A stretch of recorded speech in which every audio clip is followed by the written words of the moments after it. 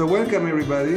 Today we're going to be having a session on the shift in perception. It's going to be facilitated by Judith Diaz.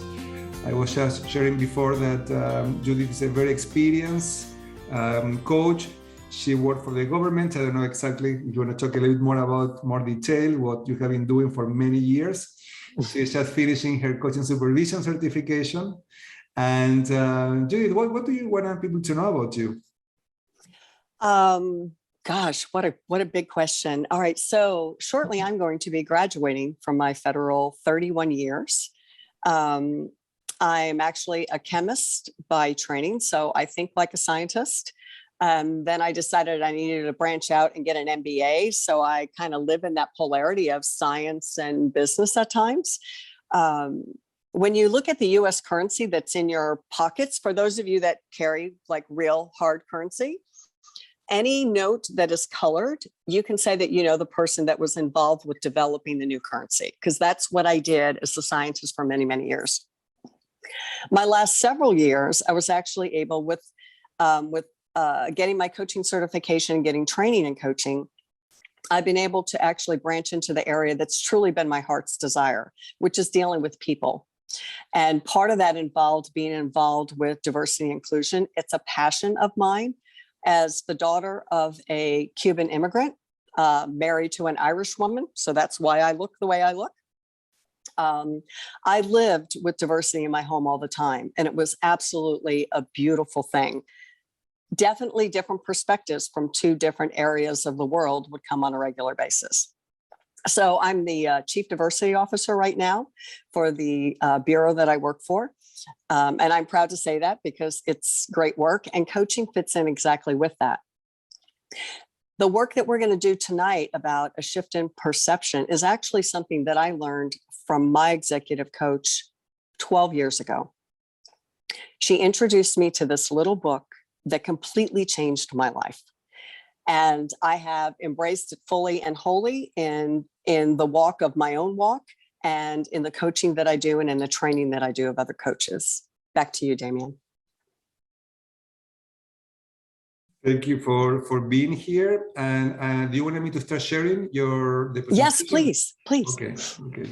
So, do we want to center before we share, or? Sorry? Did we want to center before we share? Yes, please. Okay.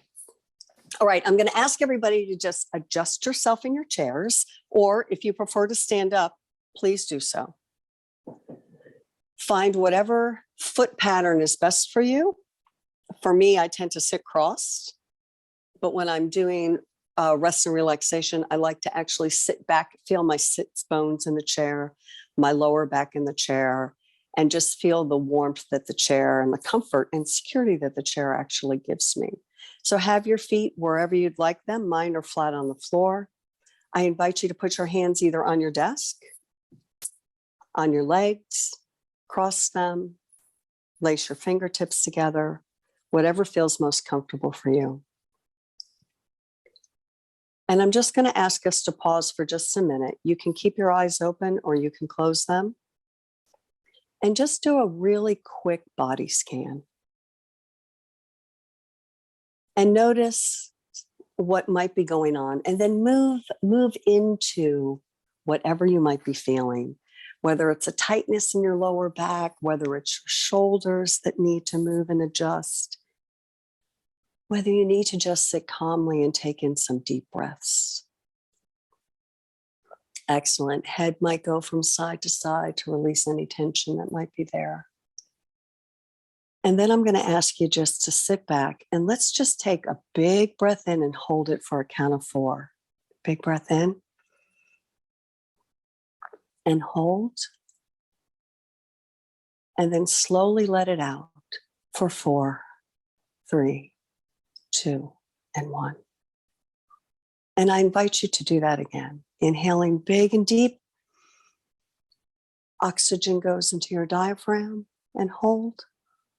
And then exhale, letting your shoulders relax and your diaphragm extract the little bitty molecules of oxygen all the way from the bottom. And then one last time, big breath in.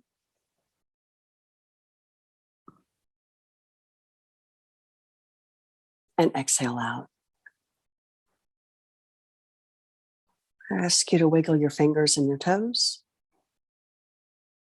Hopefully you're feeling some energy go from your extremities into your core, up your arms, up your legs, into your body. And then I just ask you to take a moment and think about what you're grateful for right now.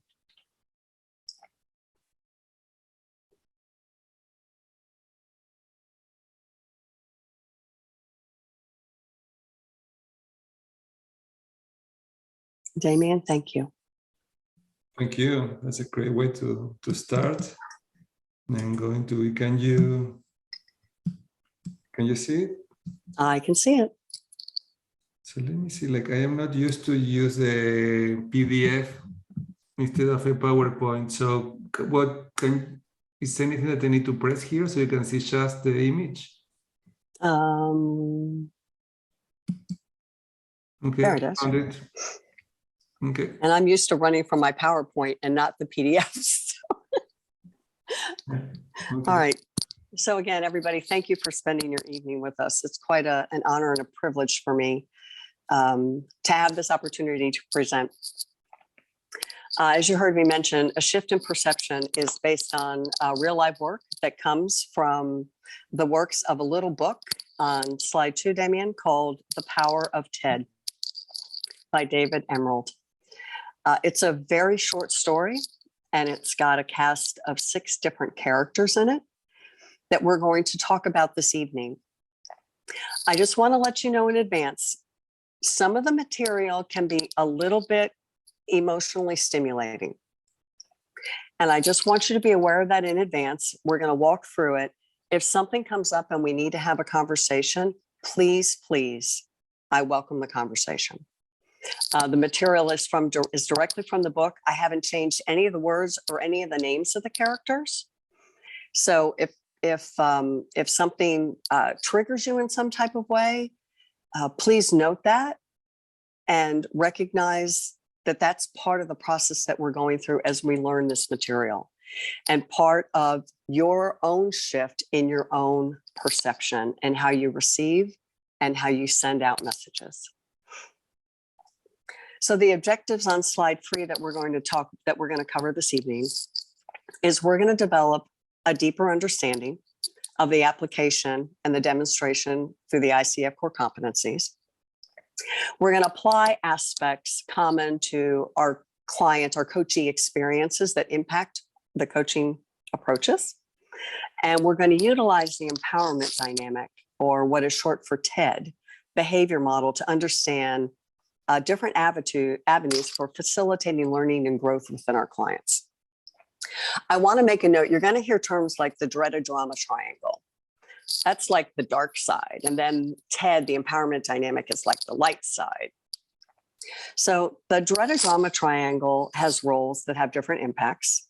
And the empowerment dynamic has counterbalancing roles that have different impact, to go from disempowerment to empowerment, or moving from drama to a state of empowerment for all of us. And I just want to make a mention that as we talk about drama is not the same as trauma. I think everyone knows that. I'm not a healthcare professional in any type or any form or fashion, but what we're talking about is just the drama that occurs sometimes in relationships. So when we move to slide 4, I just want to kind of focus on, when we think about perception and we think about the way we show up and the way we respond to others, I would submit that empathy has a big role to play. So we're born, and we're, I believe, a relatively clean slate. And we learn, and we learn, and we learn, and we learn. So while our emotions might not be built in at birth, they get built as we need them. Our brain creates different stories, continuous narratives that has an impact on how we experience things. And that's where the shift in perception comes in. We've got this brain that is like fantastically wired. It's a dynamic network of neurons that are constantly being exposed to different types of chemicals that our bodies are producing. And sometimes those chemicals send us into this flight, fright, or fight mode, which is part of the dreaded drama triangle. And then other times we start to learn how to self-manage that. I know everybody understands what I'm talking about. Think about the time that you're driving down the road and somebody cuts you off. Do you remember a time when you would get really angry at them? And your adrenaline would rush and you'd be like, ugh. And then maybe you've gotten to a point where most of the time you go, you know, well, that wasn't really very nice. And you just kind of like go about your own business. That's the difference where we're talking about in terms of the shift of perception, the circumstances that go on in your life and how you respond to them is, I would submit, is something that we can control better. Judith, where do you have the microphone? Because we can hear a sound like it's, okay, I think, okay. Is that better? Yeah, sometimes the microphone is hitting your... It's probably hitting my necklace. Yeah. Okay, thank you.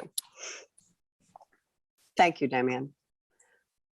So slide 5 gives you just a representation of the different aspects of the ICF core competencies.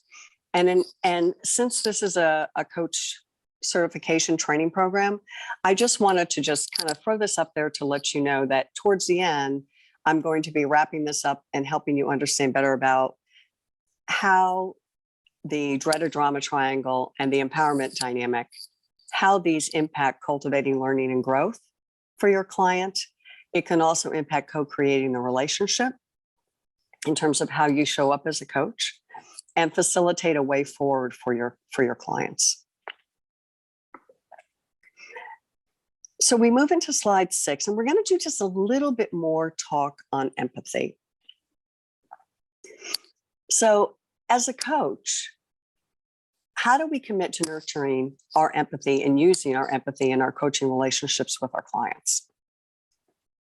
We know one of the ICF core competencies, the foundation is demonstrates an ethical practice, which part of that is being sensitive to clients' needs, how they identify, the environment that they're in, their experiences, their values, and their beliefs. Embodying a coaching mindset is developing self-control and maintaining the ability to regulate our own emotions while we are in the process of coaching. Co-creating the relationship, the cultivating of trust and safety maintains our presence during it. So I'm going to ask you to think about when you get caught in the dreaded drama triangle, how does that impact your coaching presence, your ability to serve your client? How can you remain humbly curious, maintain that growth mindset and that infinite mindset for your clients? So we move into slide 7. And slide 7 has a video to play. Damian, if you could click on the video and play it for me.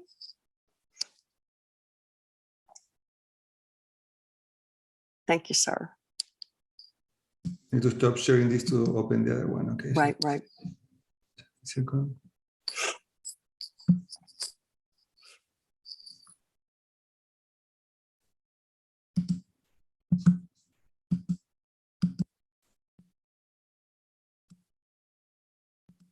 And I'm Donna Zajan. We'd like.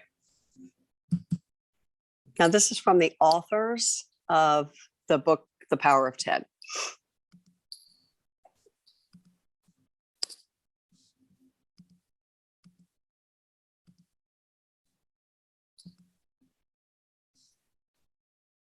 To share. Hi, I'm David Emerald. And I'm Donna Zajan. And we'd like to share an amazing tool with you that can change your life for the better. Have you noticed how often our most important relationships seem to be characterized by drama? I mean, wouldn't it be better if our relationships with family, friends, co-workers, and even ourselves were filled with ease, resourcefulness, and a whole lot more joy? Of course it would. We all want that. The real question is, how do we get it? David and I have spent the last decade focusing on what it takes to cultivate more empowered and satisfying relationships, including our own. You know, it all began many years ago when I faced a crisis of confidence that impacted my relationships and made me question my life in general.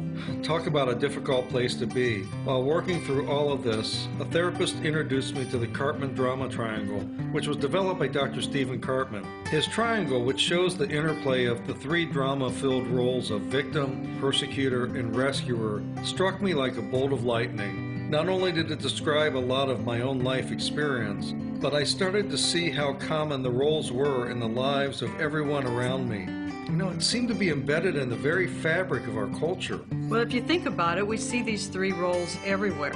In fairy tales, with the damsel in distress, the villain, and the hero who saves the day. In movies and advertisements, politics, and the list goes on and on. These roles may be entertaining in the movies, but in real life, they are just plain toxic. In fact, it's the toxic nature of these drama-filled roles that has led us to rename it the dreaded drama triangle, or DDT, like the poison. The dilemma I faced all those years ago, the dilemma we all face, is how to get out of the DDT. One day during a time of introspection in which I sat with the question of what an alternative might be, I was given the epiphany that the opposite of being a victim is in becoming a creator in our lives and in our relationships. David had this insight years before we met, but he just didn't know what to do with it. I encouraged him to develop his ideas and share it with others. And I'm so thankful you did. I spent a lot of time thinking since that initial aha moment and developed a new triangle that is an alternative to the DDT, which I call the Empowerment Dynamic, or TED for short. This triangle has three new roles: creator, challenger, and coach, which serve as the antidote to the DDT roles. Not only did David create a new triangle, but he also wrote a book by the same name that explains these three roles in details. In the book's story, a cool guy named Ted shows us how we can shift from the drama triangle roles to these positive and truly awesome TED roles that help us cope with life's troubles in an empowering and drama-free way. Before publishing the book, David showed the manuscript to Dr. Cartman, who called it the best escape from the drama triangle he had ever seen, and it led to Dr. Cartman's endorsement of the book. TED offers a unique and empowering approach to life's challenges and provides the tools to create a truly meaningful relationship with others and yourself that goes well beyond daily drama. That doesn't mean you won't experience difficulties, but instead you will find life-affirming skills to handle them when they arise in drama-free ways, at home and work. Here's what one workshop participant said about that. So on behalf of Donna and myself, welcome to the Power of TED. We invite you to start your TED journey today by checking out our website to find free tips and tools to help make shift happen. Go ahead and check them out.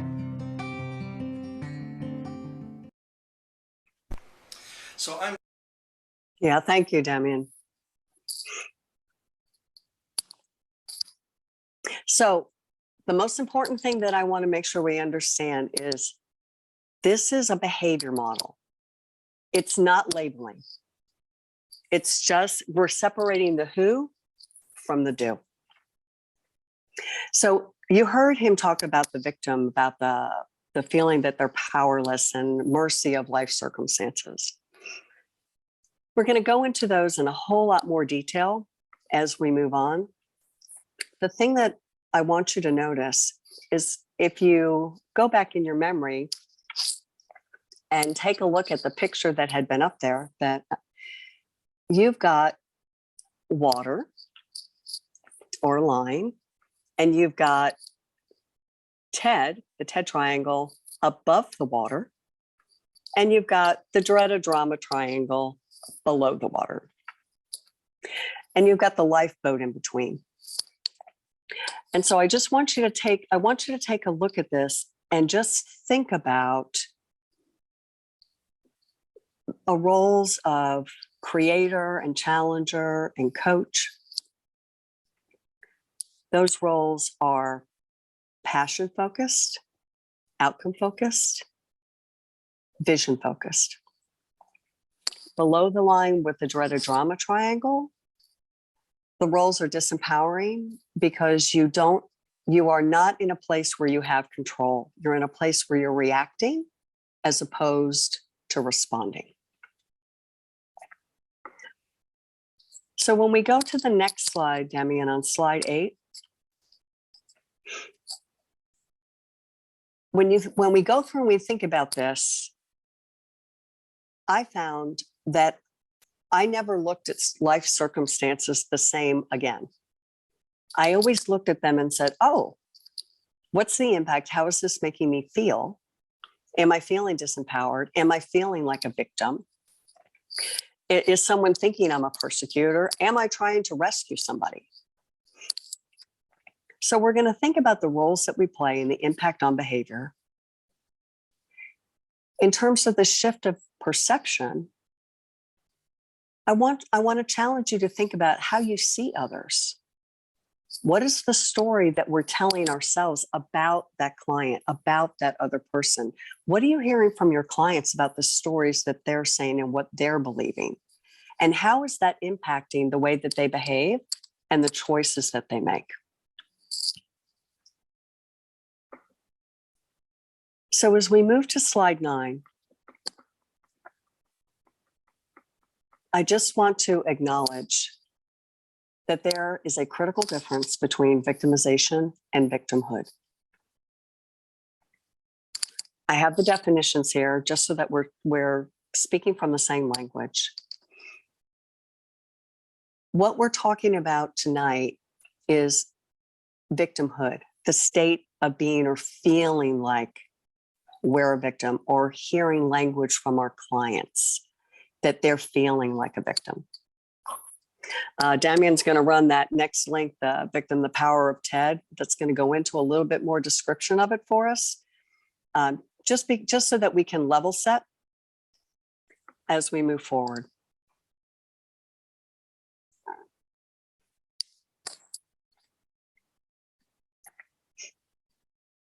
You are such a master, Damian. It's amazing. I've challenged you tonight. No.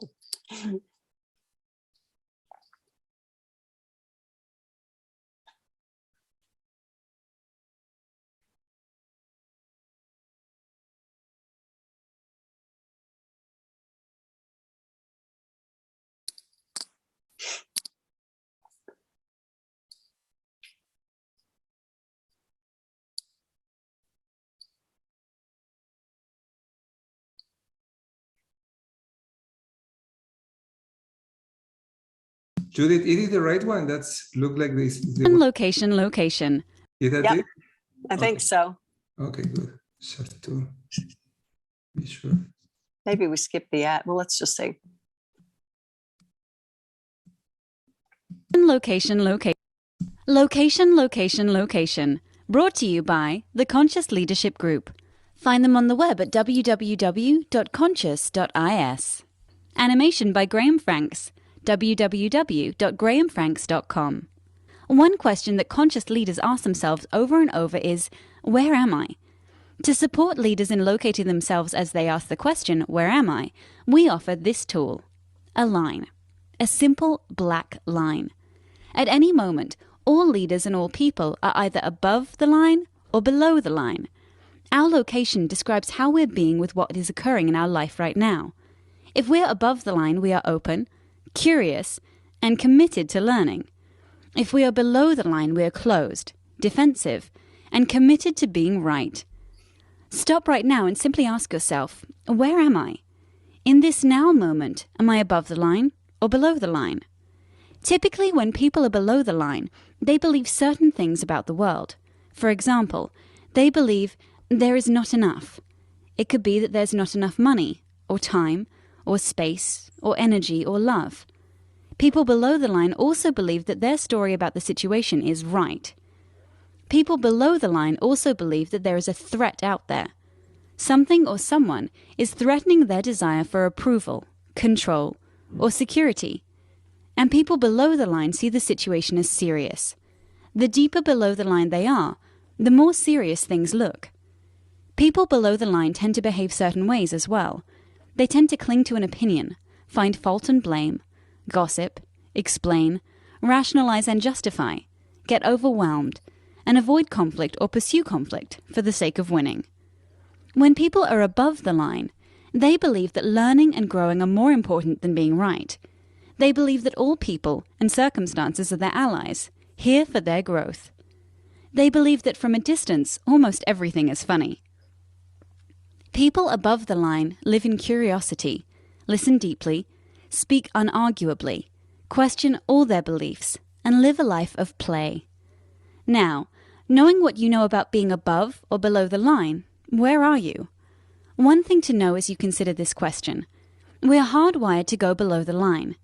Literally, our brain is programmed to perceive threat, and when it does, a chemical cocktail courses through our veins, and we go below the line. This reaction was designed to help us survive in the presence of a real threat to our physical survival. An issue for modern-day leaders is that often our brains can't tell the difference between a threat to our physical survival and a threat to our ego or identity. We react and get defensive when we experience a threat to our ego. So in many ways, being below the line is natural and normal. But when we are below the line, we're not in a state, literally brain state, of high creativity, collaboration, innovation, and relational connection.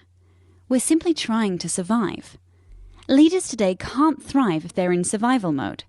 So the first activity of conscious leadership is location, location, location. In this now moment, where am I? Telling ourselves and others the truth about our current location begins the great conversation. All right, thanks, Damien. So now you have the connection between the water and the triangle, the empowerment dynamic on top. Or the drama triangle. That's okay. The Conscious Leadership Group. Find them on the web at www. Sorry. No worries. And the dreaded drama triangle below. So you will often hear me throughout the conversation say, okay, so are you above the line or are you below the line? Above the line is your state of empowerment. Yes, of course, you can have the link. Above the line is where you're in a state of empowerment, where you're able to make choices, where you're able to think clearly, and you're being responsive as opposed to being reactive. Below the line is where you're just completely consumed in the moment and in the circumstances. And oftentimes you'll hear from your clients, they're really struggling. So I offer you this perspective. I think above the line and below the line is another aspect.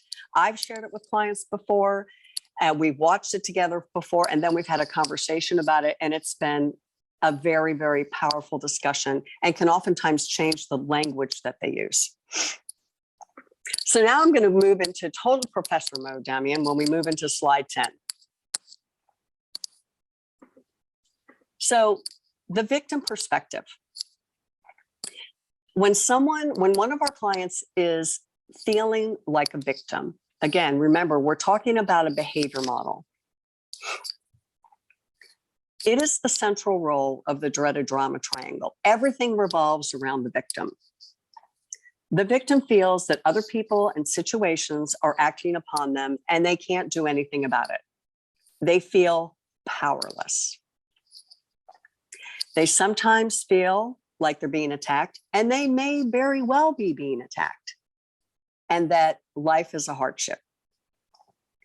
They may feel mistreated, discounted, or out of control.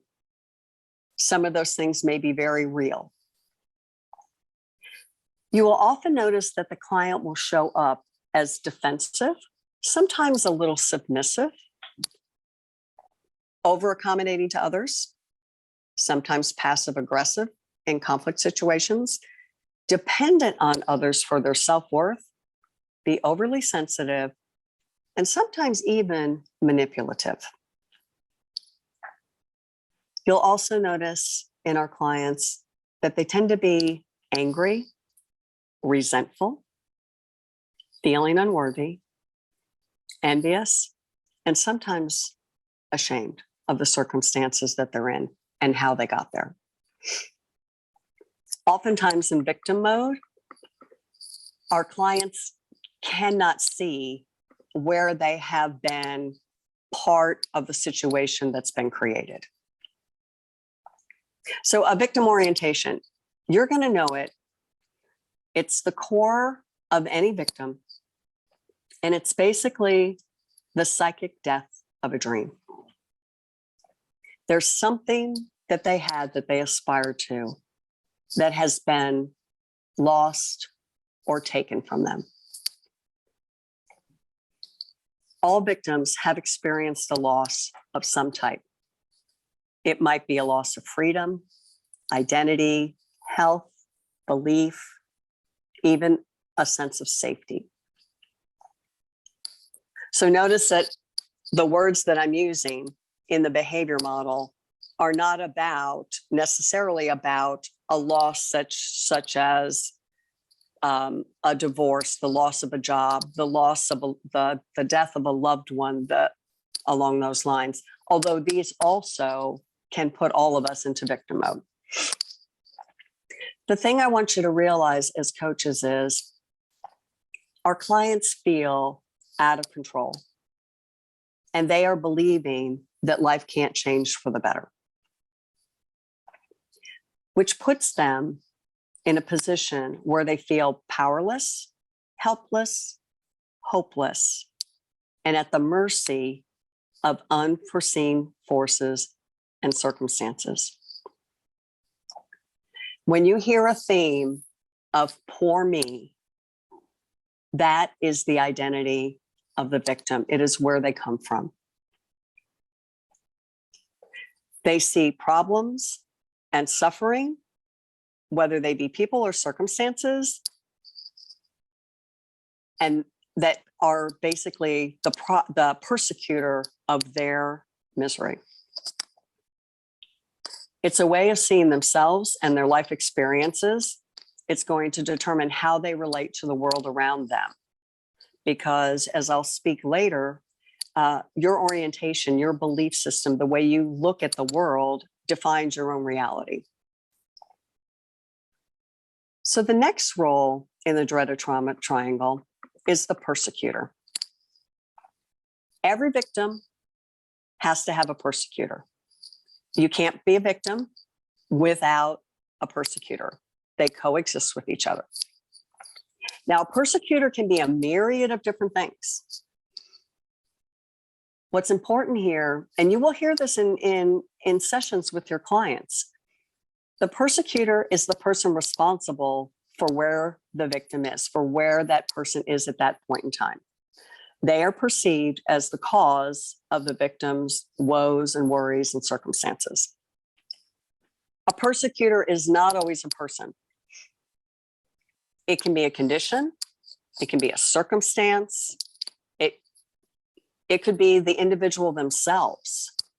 I can tend to be my own best persecutor and victim at the same time.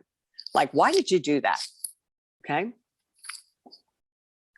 This evening, we had an example of the possibility of Damien and me feeling like victims, and the persecutor would have been technology. I don't know if any of you have felt that way before. I know I certainly have felt that way before. So the persecutor Definitely. We all feel that way to some extent. It's so true, right? It's so true. But I'm going to use that example of the technology when we first got started to show how Damien actually showed up. And he didn't even know what I was going to be talking about tonight and how it would apply to what just happened. It's beautiful when it just happens, Damien, just beautiful. It's interesting, Judith, because there is a way that you feel, oh, why this is happening to me? You know, like from that mentality. But then I think what helps me is that I always think positively. And I think, okay, we're going to fix it. Something want to happen. No matter what, people are going to get value from the class. Exactly. Worst scenario, we don't have any slides, we don't have any videos, and I trust you. And because I trust you, I know that people will get value from the session no matter what. So look at the perception that Damien just gave on the circumstance of technology being a potential persecutor at the beginning of our time together tonight. Look at where he came, look at his perspective and the way he made choices to not fall into the, oh my gosh, what's happening here, but say, no, everything's going to be fine. He created his own outcome. He responded to the situation instead of reacting. So the thing I want you to know about a persecutor, though, except with technology, of course, when the persecutors are like a person, okay, persecutors, like victims, act out of fear. And they may seem fearless and they may be ferocious to your client. But persecutors are almost always former victims themselves in some way. What they fear is a loss of control, where your victim has a loss of purpose and a loss of hope. A loss of control also, but with the victim, it's a little bit deeper than that.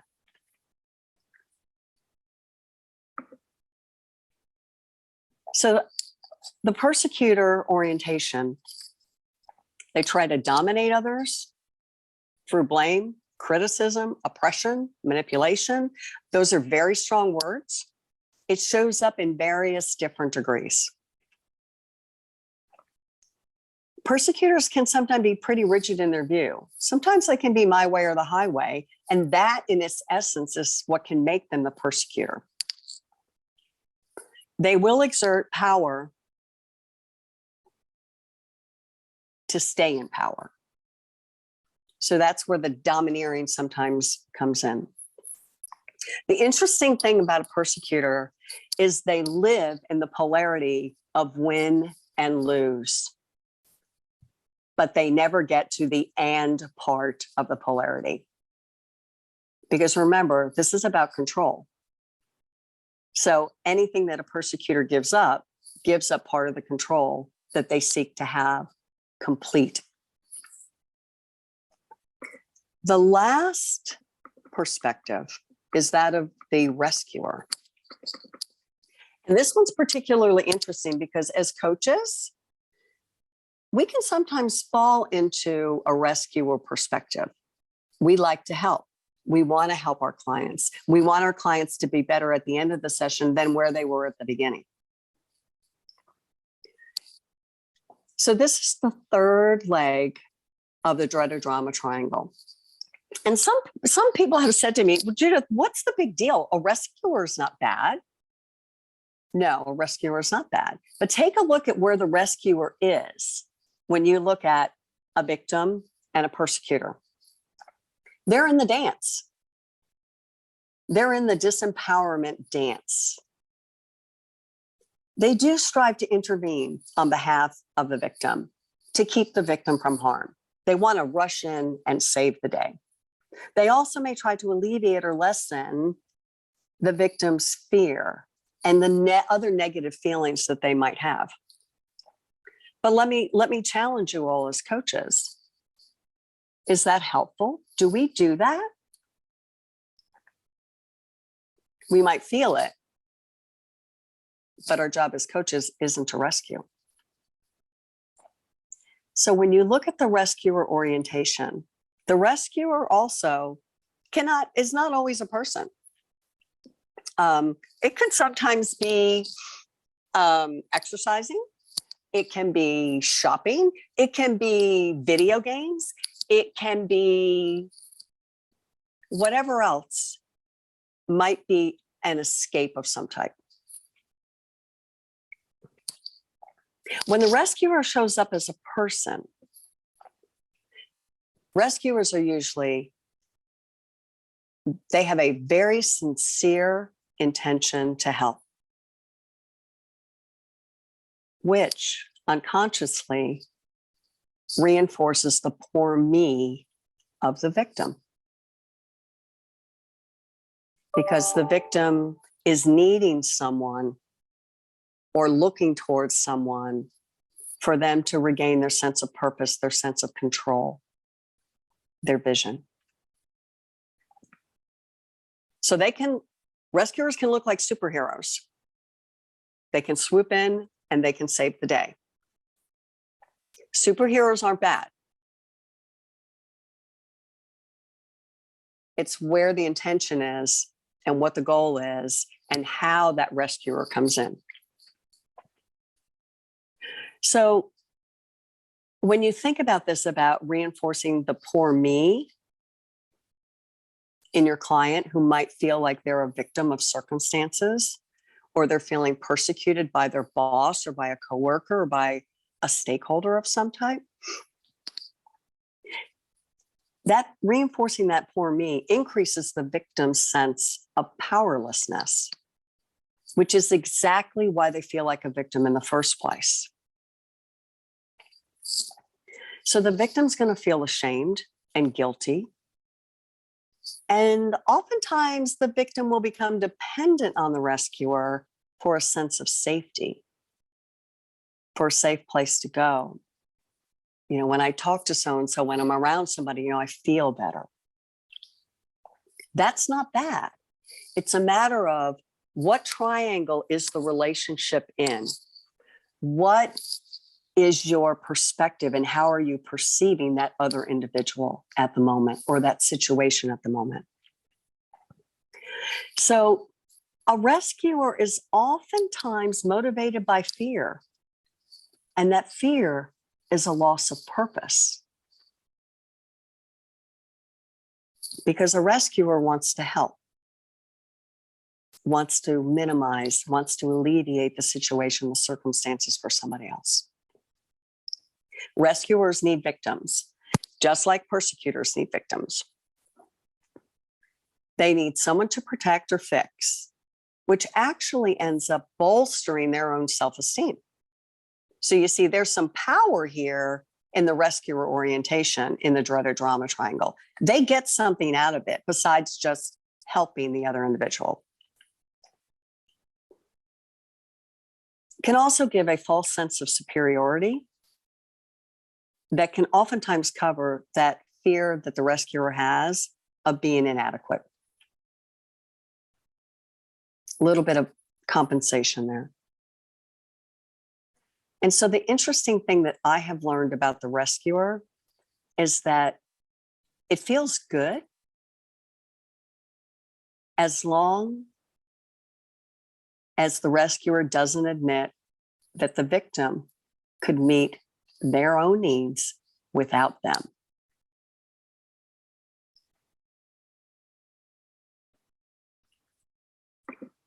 So that is the disempowerment dynamic.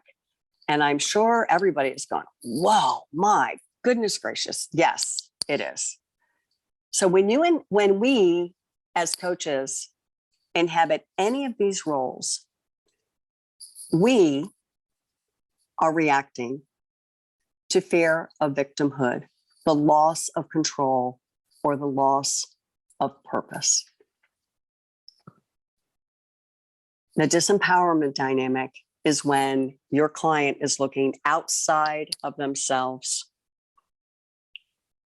for their sense of safety, security, sanity, peace, wholeness, and purpose.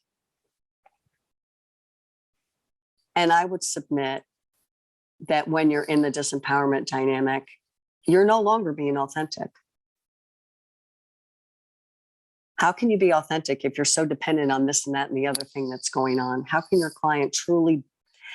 client find their authentic self if they can't find their own personal power?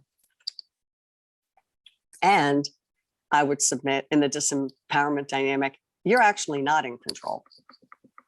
All the circumstances and everybody else in that triangle are in control except for you. So Damien's going to send everyone into breakout rooms. And I'd like you to talk about how this cast of characters, the victim, the persecutor, and the rescuer, how it results in disempowerment. And then talk about how you're seeing this show up in your clients. What do you notice about your clients? What language do they use? Should we take a 5-minute break and then go through groups just to get a break? Or do you want to do Sure. this and then do the break? No, that's fine. That's great. Damian, go ahead.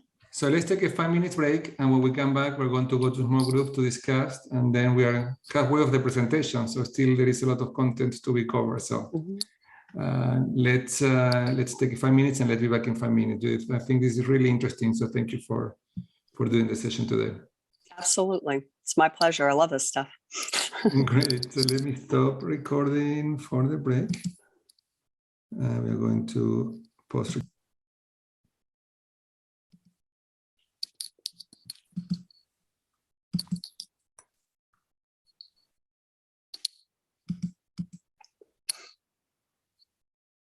Okay. Okay, we can continue, Judith. All right, welcome back, everybody. I've done a switch on you. Not in the DDT role. I'm not being a persecutor. We're going to skip the breakout rooms because I want you to, while you're still percolating on this, I want you to understand the cycle and what's going on here. We might do breakout rooms later. We'll just see the time because I want to be aware and conscious and respectful of everybody's time this evening. Thank you for being willing to be so flexible. So here's the cycle. We see this in everything that we do and everything that we're validated for in our regular professional lives. We are all about results. We spend a lot of time and we get validated for solutions to problems.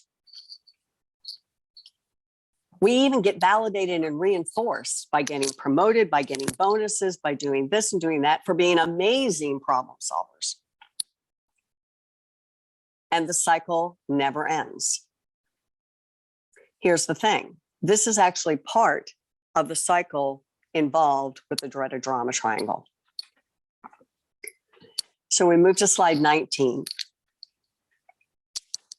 So here's the way this works. Here's the cycle: problem, anxiety, and reaction.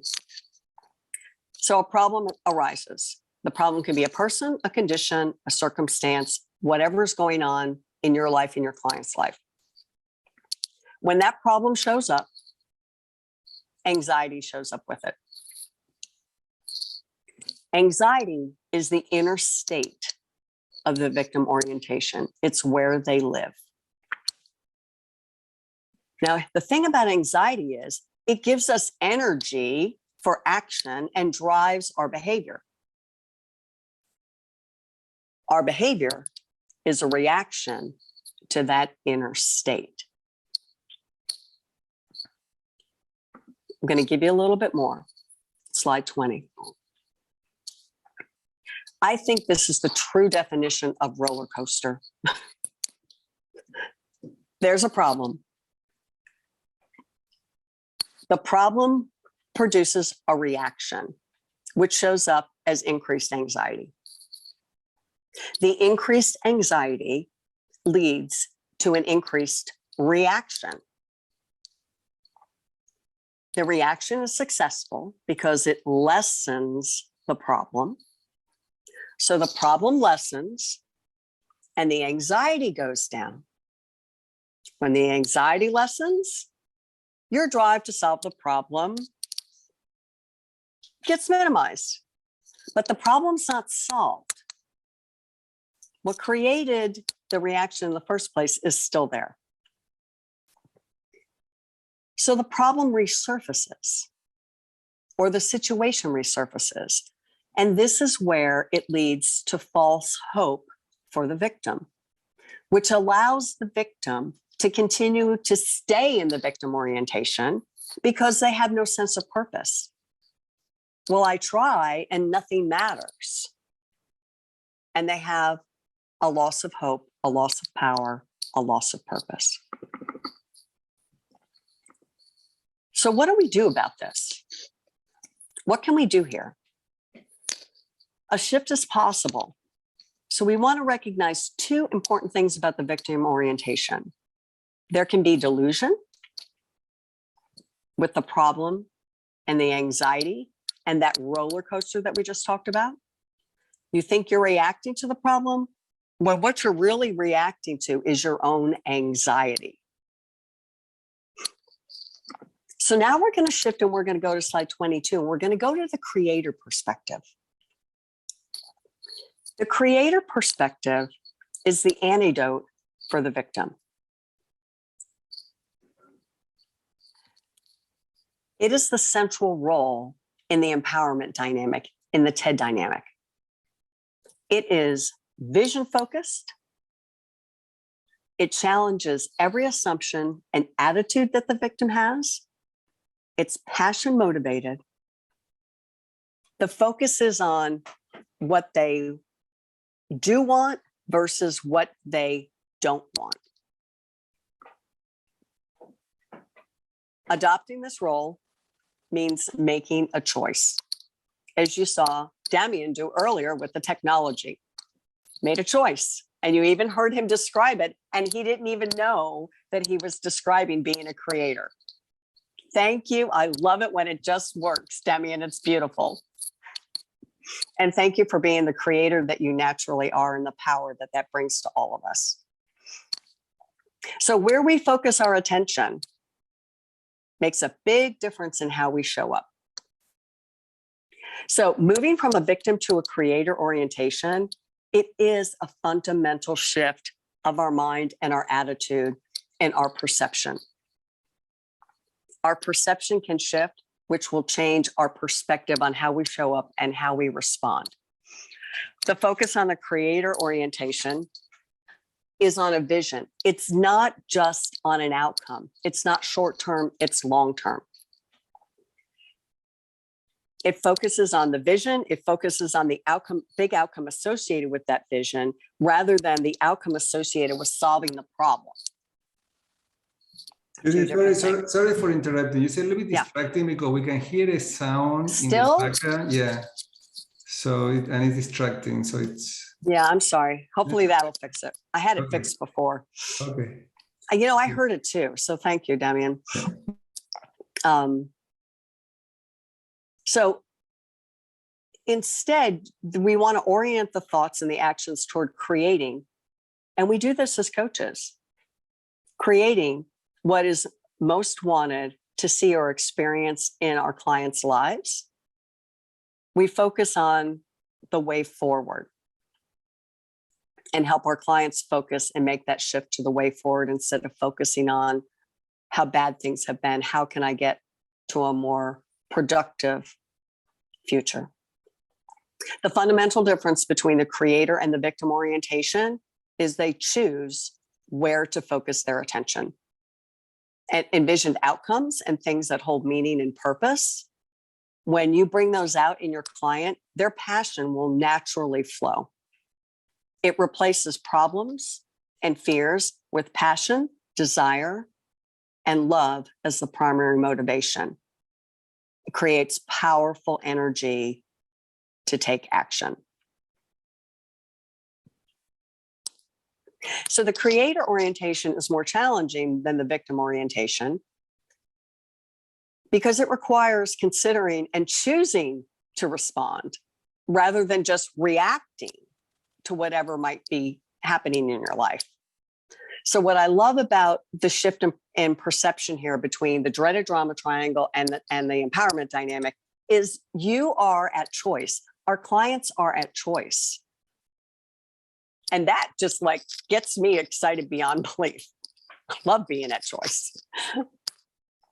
So the next perspective that shows up in the TED dynamic is the challenger perspective. And the challenger perspective is the antidote for the persecutor. We're on slide 24, Damien.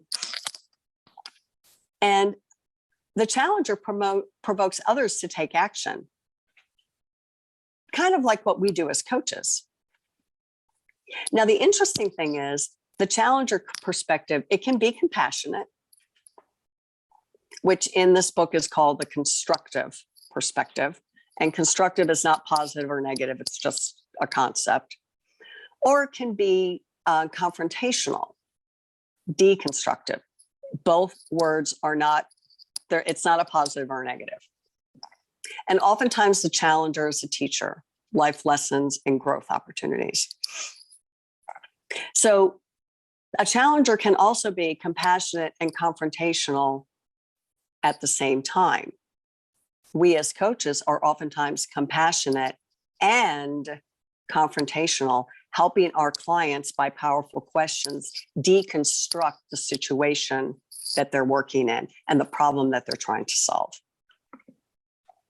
The challenger orientation, it can be a person, it can be a condition, it can be a circumstance. The challenger calls forth and encourages the creator's will to learn new skills, to make difficult decisions, or acquire new knowledge or insight. The challenger initiates change, just like the creator, but in a little bit different ways. As a constructive challenger, it will spark improvements or development of some kind. It's what we do as coaches with our clients. It can entice you or your client to move in directions of your heart's desires by challenging the status quo. The status quo might be the status quo that you have in your mind or that your client has in their mind. Deconstructive challengers cause you to take apart your experience in order to learn from it. So if you've got a relationship where there's like unwelcome people or conditions or circumstances, your clients talking about these things that they aren't welcome, they don't want them. Deconstructing this will help them realize that the relationship teaches them how to face something difficult. It also, deconstructive challengers also give a gift of clarity, showing you what you want or don't want, what you need to leave behind, and what you must learn so that you don't repeat that experience again. So notice the challenger is in a position of power and in a position of choice.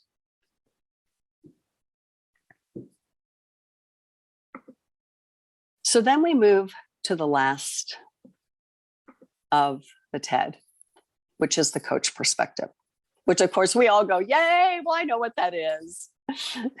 Yes, we do know what that is. And the coach is the antidote for the persecutor. They are fully engaged in the creator orientation to help the creator, to help that person be the best that they can, to be fully engaged in what I call the field of play in their own life. They're supportive, they're assistive, they're facilitators. They can oftentimes be a source of knowledge, and they provide clarity by asking questions. Does that sound familiar to any of us?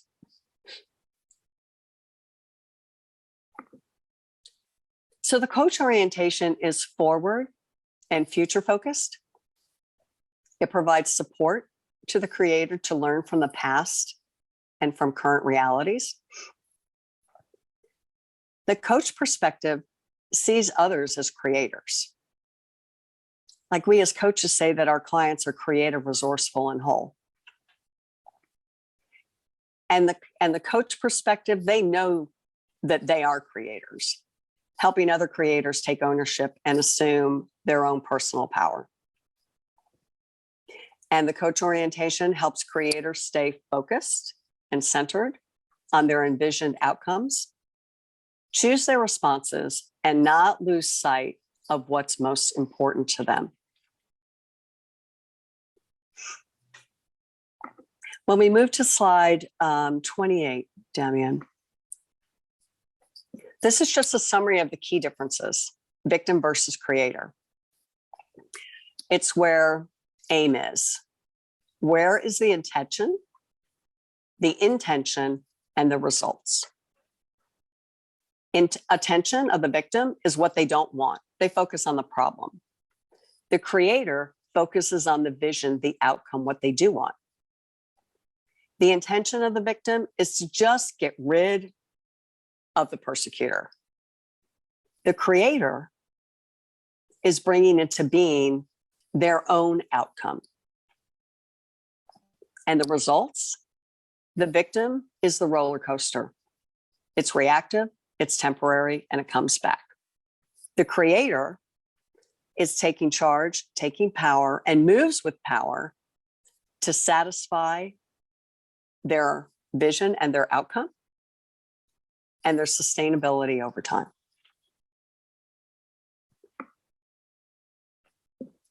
Some key points about the dynamic tension on slide 29. There's dynamic tension in the way forward, what can be versus what is, the vision versus the current situation. Creators resolve this tension by taking baby steps towards their vision. And remember, we as people, we dislike tension and we want to take steps to resolve it. It's a matter of which choices do we make and which steps do we take? Something that creates permanent change or something that puts us on the roller coaster and creates minimal change. So I'm going to ask us to use the chat box. Where did that slide come from? Oh, sorry, Damien. I moved too far. Yes, using the chat box. That's okay. We're good. We're good. Slide 30. What did you notice about the two orientations, the dreaded drama triangle and the empowerment triangle? What did you notice? Where do you feel the most power is? And what do you need to do to make the choice between the two dynamics? So we can use the chat box. We can also do an open mic for anybody who wants to share. But do you want to go to small groups now? Because sure. I think that we have been, maybe this is a good opportunity for everybody to interact, maybe? Absolutely. That would be great. So let me stop here. And we can have these as the reflection questions, Damien. Okay. So basically, from what you hear so far, what do you want people to share the reactions? Yes, I want them to share what they notice, where they feel the most power, and what they think they would need to do to make the shift. And yes, Deirdre, the DDT is heavy, and which is why I kind of gave you that warning in advance. And listening to it, it can tend to bring about a little bit of anxiety. I want you to sit in that anxiety and just recognize that it's great that you know that you're there. And now, what can you do to move out of that? And that's actually part of the reflection I'd like in your breakout rooms. Okay. How long should... Yes, I understand. Thank you for clarifying that. How long, Judith, 10 minutes or 15 minutes? Whatever you think makes sense, Demi, and I will trust your judgment given where we are in the program. Okay, I think we're good for people to share their reactions of what they heard so far for 15 minutes, so they have enough time, everybody to participate and share. Sure. Okay.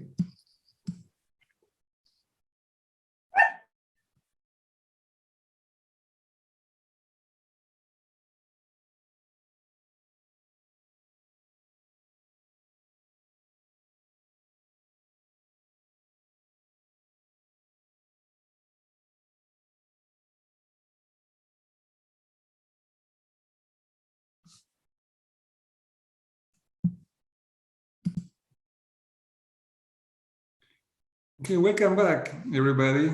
So, Judy, we have everybody back. Do you want to facilitate some people commenting on their reactions?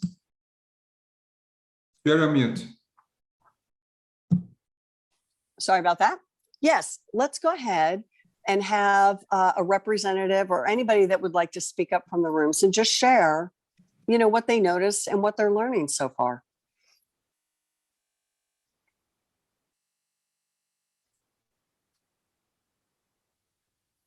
Deirdre nominates Kim. Okay, I've been nominated. So our room, we could definitely see this dynamic in play, the drama triangle dynamic, both in our own lives and then also in clients. Where we got a little bit, not hung up, but where we still have questions is how to shift from one dynamic to the other. I was messaging with someone, my husband is also in this group, JT, and we have talked about how we're both like literally stuck between these two ways of being, and our baby steps don't feel like enough. So I know baby steps are the answer, but our group is still questioning how to go from one to the other. Well, that's great, because that's next. Oh, perfect. Well, then you're welcome. Da-da-da-da-da. I think JT was next. It's because Jim nominated me. Thanks. Yeah, I mean, we were, yes, but I'll echo Kim's thoughts. We were talking about that it is very apparent. It did, I think we all entered into the breakout room and immediately took like a big breath, because it's a tremendous amount of material. Yes. And so interesting to try to digest and process. But yeah, I think I will say, I'll echo Kim's thoughts, and that like my initial response was the straddling. We also got into a conversation about like, well, when confronted with this in clients, how do you work to move or point the needle in the other direction? And it seemed like just keeping the lens on the client as opposed to it being on the outside things was the way to like move us forward and up, as opposed to we started also talking about the rescuer thing, which I think is certainly I think in some way related to the consultant element, right? Like you want to fix it, you want to be and again, like letting the client, I think it was Sharon said a great question of being like, what else? Like let the client keep, as opposed to putting yourself into it, really just letting the client work through it on their own. Yeah, that's where we got to. Well, and I would, anybody else. And so I want to just provide some feedback. The dreaded drama triangle, when you're coaching and you're staying in the situation and you're coaching the what, that client's sitting in the DDT. When you start coaching the who is when you shift them to the empowerment dynamic.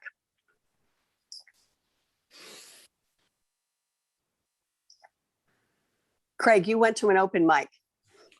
I did.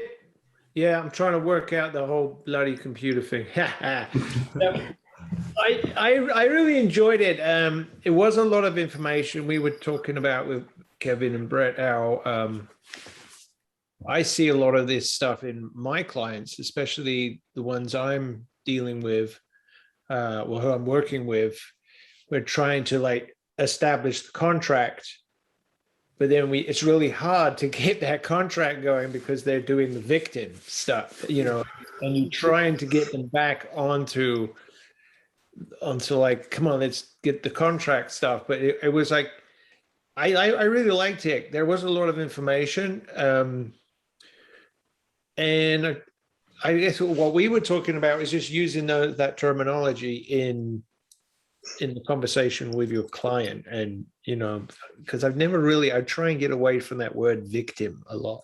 Yeah, and so thank you for that. I was going to address this later, but let's just do it now.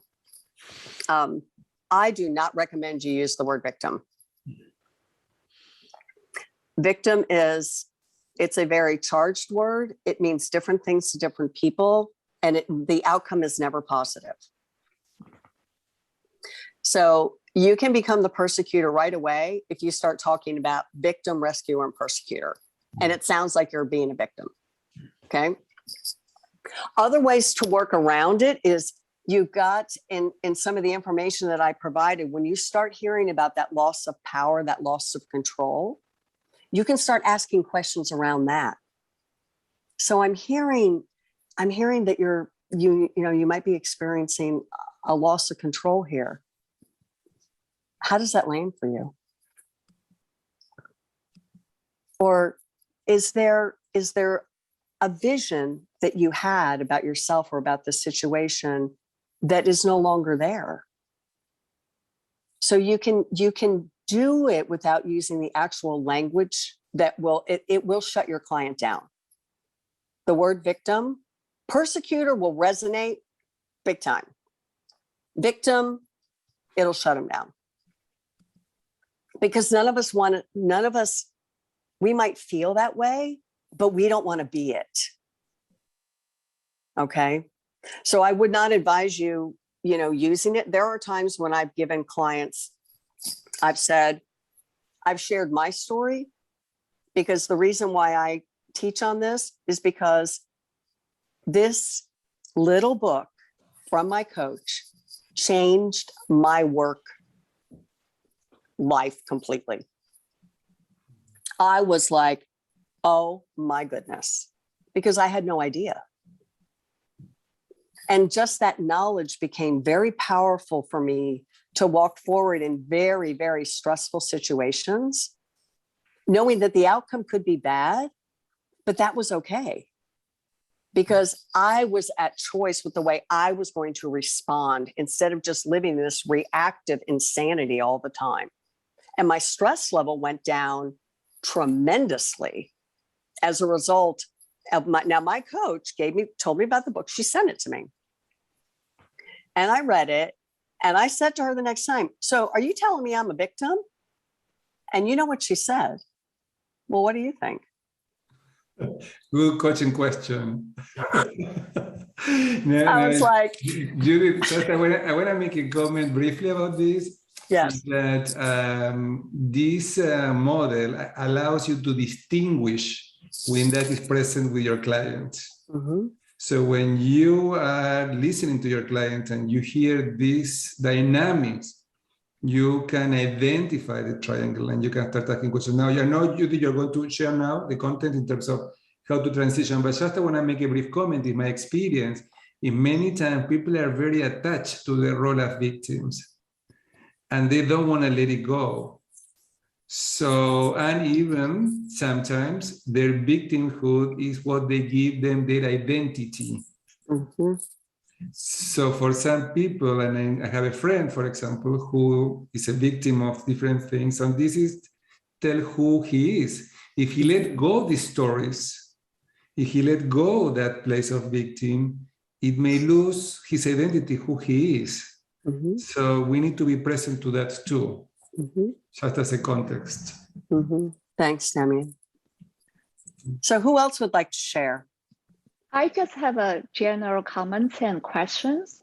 When we talk about Damian just saying your client, one of them didn't want to let the victim identity go, it also because of when you assume the role as the victim, you are not taking responsibility as your participation of the circumstances of whatever you receive, the treatment or whatever the experience you had, traumatized you, whatever it is, because the victim basically is at a weak position. A perpetrator took whatever the advantage of you and put you at a victimhood. So that is, in a way, in my interpretation, is you are not give you cues, a reason not to take a forthcoming responsibility. Mm-hmm. And that's a comfortable position to be when people didn't want to let go of victim to claim their power, to claim their proactive stand. Mm-hmm. It's a translate to that understanding. Mm-hmm. Just want to throw out there. It's beautiful, Leanne. Thank you. Thank you for sharing that. And it's right on target. Okay. Can I say from a position of power, what I feel the power in this is being a creator, a challenger, and a coach. Mm-hmm. And what happens is I know if I'm operating in that space, I didn't have the language for it before. But if I'm operating in that space, it gives me such energy and excitement because I am truly wanting the person I'm coaching to be successful. So I am their advocate as well as their coach. And so when I can operate in these three spaces, like you will physically see me change. And I'm like all in. And so I think even if the language wasn't there, you feel it and you know when you're operating in what I would call in this session, the sweet spot of coaching. So Judith, we have 15 minutes to wrap up the session. So I wondered if in these 15 minutes you want to spend some time with the slides that you have about the shift. Yeah, we're going to go to slide 31, Damian. Okay.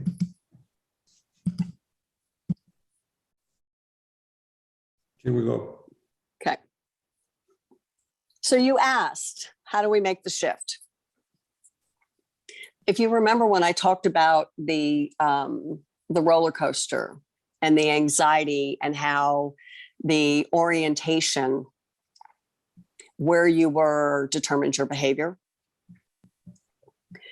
So our job as coaches is to change the focus of our clients. That's when we're coaching the who and not just the what in the situation. We don't focus our clients on how bad everything is. We focus our clients on the possibility and their possibilities. So I would say that if the focus of our orientation, where we are coming from, our beliefs, our assumptions, evokes emotion. The inner state, the focus of that orientation, motivates us to act in a certain way. And then our behavior is the result. You heard me say this with the roller coaster. So if we can shift our clients' focus, we can help them shift their behavior. And the way we do that is we go to slide 34. We've already done that one. We're going to go to slide 34. Actually, I think I'm going to change my slides. That worked out better. We remember the video above the line and below the line, right? And you can see just in the picture where all the power is. We want to put our clients, we want to evoke their awareness. We want them to be at choice. We want them to be responsive as opposed to reactive. We want to shift their mindset from a fixed mindset to an open mindset. We don't want them focusing on being right. We don't want them comparing themselves to everybody else. We want them to look inside themselves and recognize that they are creative, resourceful, and whole. And with that orientation shift is the choice. We are all creators. We all have it inside us. Even the folks, and there are folks, and Damian, my best friend, is the same way. Victim is a very happy, safe place for them. And it's out of fear, I have found, that they don't want to move into something else because they will lose the identity of what they've been comfortable with for many, many, many years. And that it is scary. I was fortunate to have a coach to help me shift out of victim mode. And, this is what you got as a result of that. But much happier, much more at peace, much more feeling like you can walk into your own. So the innate creative intelligence that supports us to choose our response to life is always inside us. It's a matter of helping our clients make the shift and understand that that is where their power is. And that being at power being in power and being at choice gives them the ability to create something that they've never known before that is even more beautiful and bigger than what they currently are. So we talked earlier about what we hold in our mind, our inner state, will manifest in our life. We know as coaches that what our clients believe creates the reality through their experiences. It's the lens through which they interpret everything. We can choose to focus on the vision or the desired outcome, the ideal self, that authentic self, that whole and creative and powerful leader that each one of our clients have within them. And that's where we help our clients make the shift to find the real purpose that will drive the meaning of their lives and their passion. When we get our clients to make that shift, they move, and they move very quickly. And it happens over time, but they get there. So when you shift from victim to creator, we're helping our clients make a shift from being reactive to choosing to be responsive. So notice the responsibility is their ability to respond. And here I just orient you with the different thoughts and the feelings and the behaviors. This is to help you as coaches recognize what you're hearing in your clients, and then how to help them make the shift through the questions that you might ask them from victim to creator. The next shift has to do with the persecutor. Although a lot of clients don't really admit to being persecutors, but you can hear it in the language that they use and the way that they speak. And this, you will hear the persecutor in the way that the client shows up in putting down others, as opposed to being a challenger to help others grow and better themselves and build other people up. And this is some of the language that you see here on the screen that can help you differentiate what you're hearing from your client, and then help you design questions to help them make the shift to move to challenger. And as we talked in my little group, and we talked earlier, we don't want to, it's not often that you can use the word victim and not have your client just completely shut down, because it's a hard word and it comes with a lot of emotion and a lot of energy associated with it. Now, you may have clients where you might be develop that relationship, and I have clients where I've developed that relationship, where we talk about this and talk about that. I talk about that I teach on this, and that this created a huge shift for me in my life. Well, then you can say, go to Amazon, buy the book for $10, $12. And then let's talk about it. What did you learn? Only you can know with the individual clients that you have whether they would be open to it and that it would create a positive change as opposed to a negative reaction. Will they be able to respond to the material, or will they react to the material? And then when you choose shift from the next orientation of rescuer to coach, rescuer is when we feel like we're the consultant, and this came up earlier. Well, we're the consultant or we're the mentor, where we feel like our client's not creative, resourceful, and home. We have to help them. We have to tell them. We have to do this.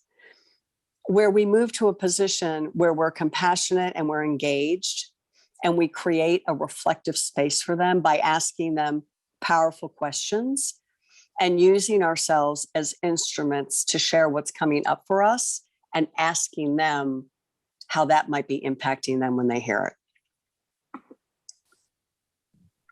So when you look at coaching and creating a shift in perception for our clients, we're taking a look at on slide 39, Damian, co-creating the relationship. You already knew where I was. Beautiful. Communicating effectively and cultivating learning and growth. Those are the core competencies that this type of work covers pretty extensively. And you heard me mention very early on, and somebody caught on to it in terms of the baby steps for our clients. They are baby steps. So we're asking our clients to start to choose, to consider and choose their responses to everything that happens every time, to work those problems that forward their desired outcome and vision, and to move forward with courage in the face of fear and the anxiety that gets produced. We're asking our clients to be their authentic selves and move into their own personal power. That is the end of my work with you all this evening. And I will open it up. There is my resource if you need me. Please reach out. I'm happy to assist in any way that I can. And I turn it back over to my dear Damian.